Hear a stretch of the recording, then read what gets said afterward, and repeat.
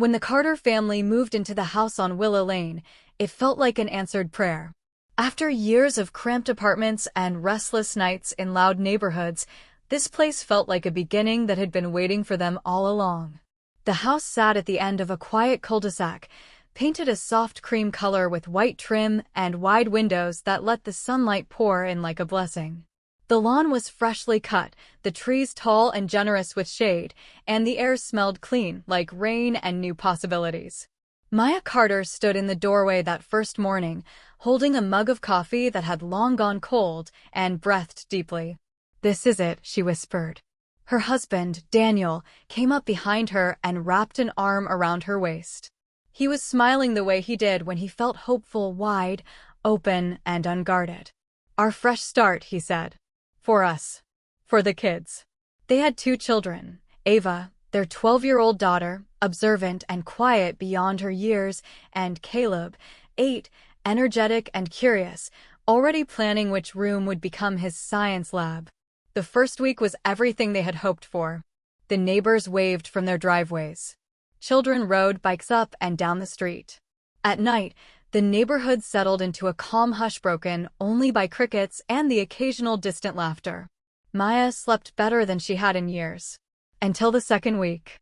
It was a Tuesday afternoon when the doorbell rang.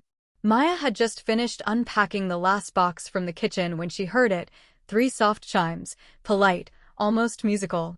She wiped her hands on a towel and walked to the door, peeking through the small window before opening it. A woman stood there, smiling. She was tall and slender, dressed neatly in a pale blue dress that looked carefully chosen. Her hair was dark, glossy, pulled back in a way that revealed a face both pleasant and striking. Her smile was warm, practiced, and just a little too perfect.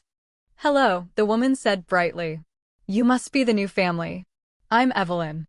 I live just 2 houses down." She held out a covered dish, steam curling faintly from beneath the lid. "I brought you some roast," Evelyn continued. "A welcome gift." Maya smiled back, but something tightened in her chest. It wasn't the woman's voice or her words. It was the feeling, an unexplainable pressure, like a warning bell ringing softly in her mind. The air around Evelyn felt heavy. "Oh," Maya said gently. "That's very kind of you, but we're actually just about to head out." It wasn't true. But the words came easily. Evelyn's smile flickered, just for a moment. "Nonsense," she said. "It'll keep. You must be tired from all the unpacking." Maya hesitated, her hand still on the doorframe. The feeling grew stronger. "I really appreciate it," she said again, firmer this time. "But I'll have to decline." For the first time, Evelyn's eyes hardened. Only slightly. Only enough that Maya noticed. "Well," Evelyn said, her smile snapping back into place. "Another time, then." She turned and walked away, her steps measured and unhurried. Maya closed the door and leaned against it, her heart beating faster than it should have. That night, she told herself she was being silly. But the visits didn't stop. 2 days later, Evelyn appeared again, this time with a glass pitcher of juice. "I made this fresh," she said, holding it up. "Thought the kids might like it." Maya's stomach twisted. "That's very thoughtful," she said carefully. "But we're cutting back on sugar." Evelyn laughed lightly. "Oh, it's natural." "I'm sure," Maya replied. "But no, thank you." The laughter faded. Evelyn's fingers tightened around the handle of the pitcher. "You're very cautious," she said. "I have to be," Maya replied.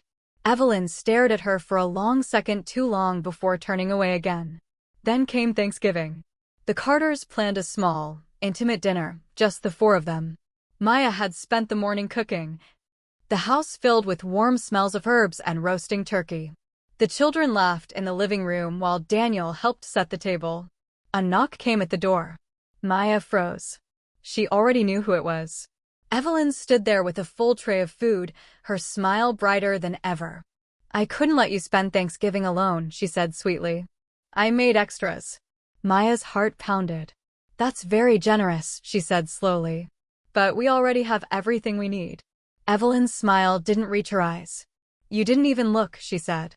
"I don't need to," Maya replied. For a moment, the neighbor's face twisted, anger flashing openly now. Then she laughed. Well, Evelyn said coolly. Suit yourself. She turned and left. That night, Maya didn't sleep. She felt watched. In the days that followed, she noticed things she couldn't ignore. Evelyn standing across the street, staring at their house. Curtains across from Maya's bedroom window shifting slightly, as if someone were peeking through. Evelyn appearing whenever Daniel was outside, laughing too loudly, touching his arm, telling stories that painted Maya as distant, stressed, unstable. She's probably just lonely, Daniel said when Maya finally voiced her concerns. She watches us, Maya insisted. She lies to you. Daniel frowned.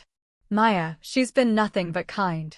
Ava, listening from the hallway, said quietly, I don't like her. No one asked why. The tension grew. One afternoon, Maya noticed Evelyn in her backyard, standing at the fence, watching the children play. When Maya stepped outside, Evelyn smiled. They're beautiful, she said. You're so lucky. The way she said it made Maya's skin crawl. That night, Maya went through the trash bin at the edge of the property. She didn't know why, only that something urged her to. At the bottom, wrapped in paper towels, was a small vial. Unlabeled. Still half full. Maya took it to the police. The lab results came back 2 days later. Poison. Enough to kill an adult woman. Daniel went pale when he heard. The pieces fell together, the food, the anger, the constant watching, the lies. Evelyn was arrested that night. Her house was searched. Inside, police found photographs of the Carter family. Notes, plans, and a journal. In it, Evelyn had written about wanting a family. About watching Maya and imagining herself in her place. About how removing the wife would make room for her to step in. Daniel held Maya tightly as officers led Evelyn away, screaming that Maya had ruined everything. Weeks later, the house on Willow Lane felt peaceful again. But Maya never forgot the lesson. Sometimes, the danger doesn't come with raised voices or open threats. Sometimes, it comes smiling at your door, offering a meal.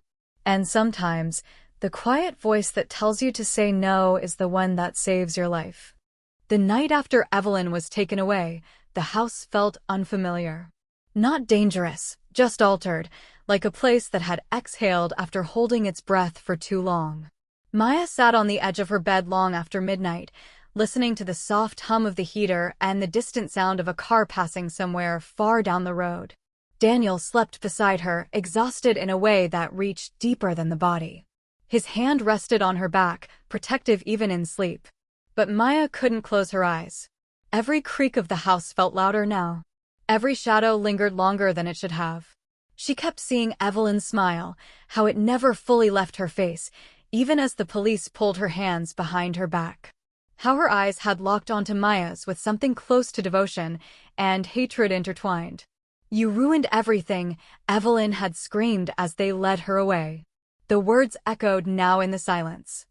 The next morning, the neighborhood buzzed with a low, nervous energy. Curtains twitched. Conversation stopped when Maya stepped outside. The same neighbors who had waved cheerfully just weeks before now avoided eye contact, as if fear itself might be contagious. A woman from across the street finally approached, her voice hushed. We had no idea, she said. Evelyn always seemed so normal. Maya nodded politely, but inside, something hardened. Normal, she thought, doesn't always mean safe. The police returned later that week. They needed more statements. More details. They asked Maya to describe every interaction, every refusal, every uneasy feeling she had ignored at first. One officer, a middle-aged woman with tired eyes, listened carefully. You trusted your instincts, she said quietly when Maya finished. A lot of people don't. Maya swallowed. I almost didn't. That night, Ava crawled into Maya's bed, something she hadn't done since she was small. Is she coming back?